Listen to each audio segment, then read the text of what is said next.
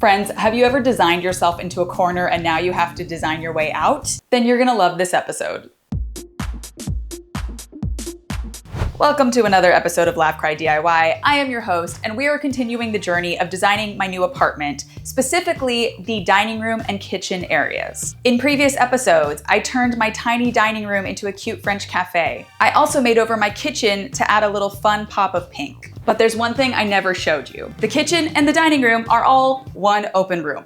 So I kind of have an open concept situation. However, I do have these two cute little divider built-ins, which we've styled a little bit. But this layout poses a few problems. This right here is the dividing line of the dining room. I had to extend it halfway into the built-in kind of pony walls so that it would perfectly match with the other side. I could cover that with a piece of trim, but the contrast is so stark, it's just so obvious. Number two, we have the cabinetry, which extends over the pony wall. And when I look at it, I see a very asymmetrical thing of like this side having a thing that sticks out and this side having nothing. And number three, when I designed my tropical cafe, I really wanted to incorporate real plants. However, there was no space to. Even though I do have these built-ins, they are low, they're dark, plants would feel small and cramped in there. Fourthly, I wanted to provide some sort of sense of light division between these spaces without actually closing it off. So I came up with this evil idea. What if we use this weird half wall space to build trellis dividers that come out a little bit and create that sense of symmetry and allow me to hang plants vertically? It could be brilliant, it could be a total bust, but there's only one way to find out, and that is to build them. All right, folks, here is what we're making. We are making a 56 by 16 inch lattice work frame. And we're gonna start by building the outside frame, and then we're gonna cut all the slats to lay in. Trust and believe, I would love to not have to build this, and they do already make pre-made trellises and pre-made lattice work fencing. But unfortunately, the dimensions are so specific that I have to build it myself and customize it. And we are going to build these out of these 8-foot pieces of trim.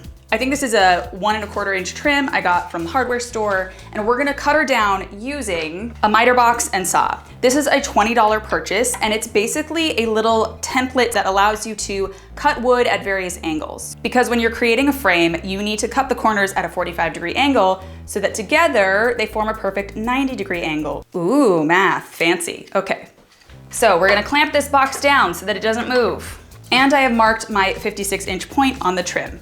So we're gonna cut our first angle. So this is our 56 inches, and this is the line we're gonna use to cut that.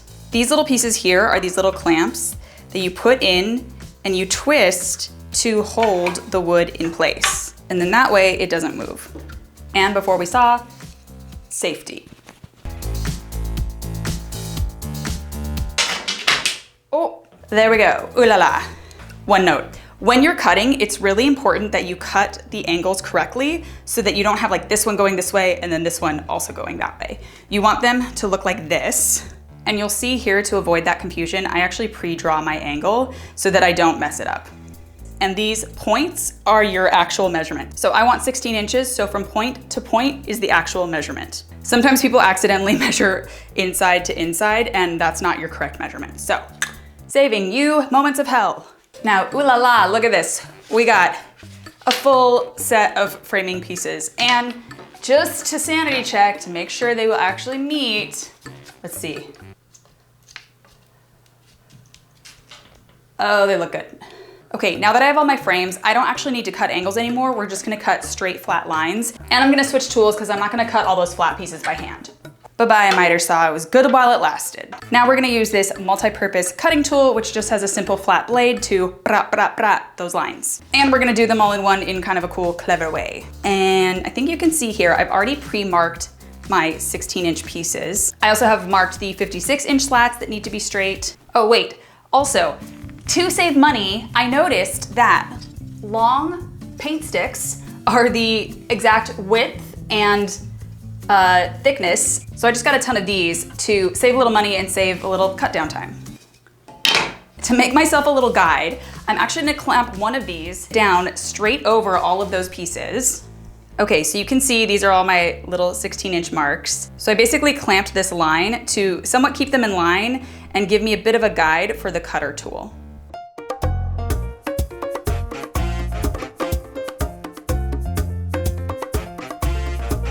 All right guys, we have a million pieces of trim cut, and now it is everyone's favorite time, which is sand time. And these are really simple and thin, so all we need to do is just take a little block and just hit it real quick.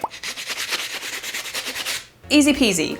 However, no cheap deed goes unpunished, because I noticed a moment of hell, which is that all of the paint stick stirrer pieces I got, I didn't realize that they were printed with a ruler on all of them.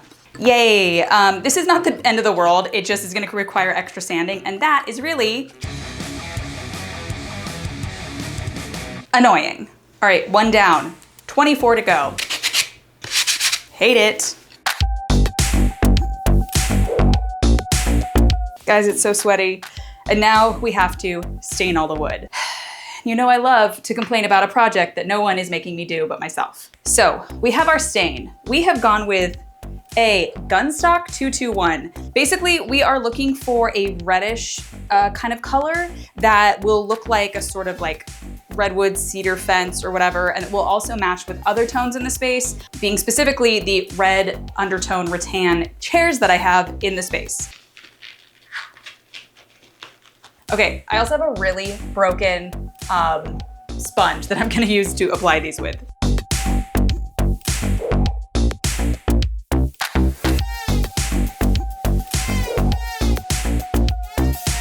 All right guys, we have all pieces stained. We'll have to see how they dry. Boom, boom, boom, boom. Now it is time to officially glue these frames together with Gorilla Wood Glue and painter's tape. I don't actually have corner clamps, so we're just gonna laugh cry DIY this little guy together and then work on gluing the other parts as well. Okay, so what I'm gonna do is very simple. I'm gonna cut a piece to lay under. We're gonna wood glue in between. We're gonna press, we're gonna wipe, and I'm just gonna wrap.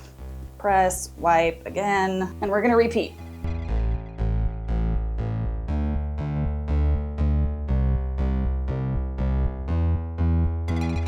Okay, so these have been drying for a bit. The whole thing's gonna need 24 hours to cure with wood glue, but I am gonna go ahead and glue on all of the additional pieces. And I did a lot of dumb, boring math to figure out how to make these equidistant, and it is still not totally perfect, but let's mark these out. Oh, also, I went ahead and marked the center point on each of these pieces. That way I can line up this point, and then I can make sure that it's even. Now we are going to wood glue for our lives.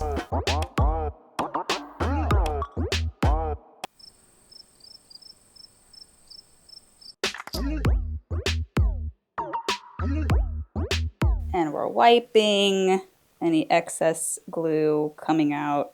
Part 2.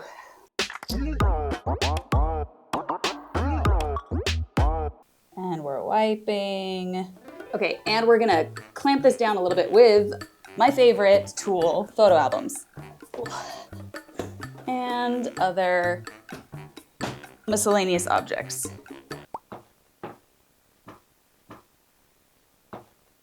All right, those have been chillin'. Now it is time to add these last 2 panels on so that I can glue in the correct area. And I'm adding weight on, but I'm really gonna press double at the ends so that that really sticks on.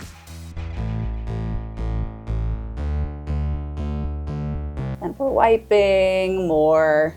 And now I have to find even more stuff to press this down with. So we'll be back.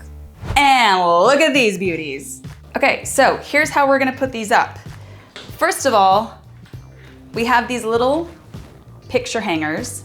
And I actually, you can see here, this part sticks out a little bit, so I actually hammered them flat so that it would not stick out at all and it would be a perfect flat piece. That way, we can put them straight up on this. And I'm using a very tiny screw because this is very thin. And then we're gonna attach them right to this little part. And I do have my screw holes up there. However, one thing to note, do not measure these off of the screw holes. You need to rest it perfectly on the counter and then measure from there. Walls are crooked, things are wonky, so it could look perfectly straight up there and the bottom could be really whack. So let's screw these in.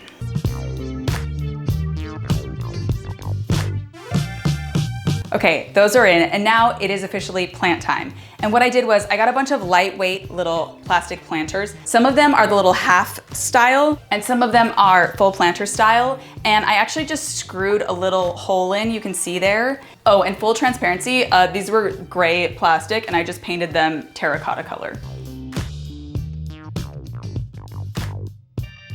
And of course, we wanted something very trailing and dramatic to fill the space. And we're trailing, looking so good. And I am gonna do one more thing. Obviously we have these like eyesore metal brackets. And so we're gonna have to camouflage them by painting them 2 different colors. So we have the red color on the bottom, and we're gonna also do this little white right over it. I know it doesn't look that pretty right now, but it'll dry cuter.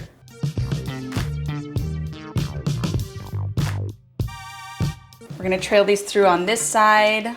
Also, not gonna lie, I was really toying with if I should paint these white or if I should go with this kind of natural, more terracotta reddish. And I'm still not totally sure, but I did wanna start with the terracotta just because it makes the green pop so much. So I'm gonna paint the little brackets at the top, but I think that overall you are ready for your official final reveal.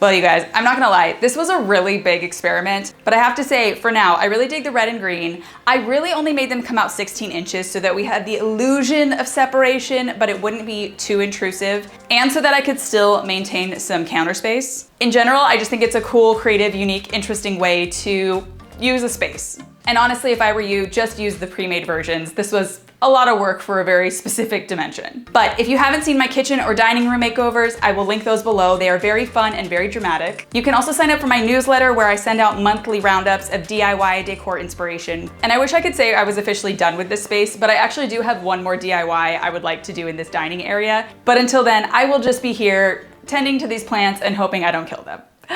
Okay.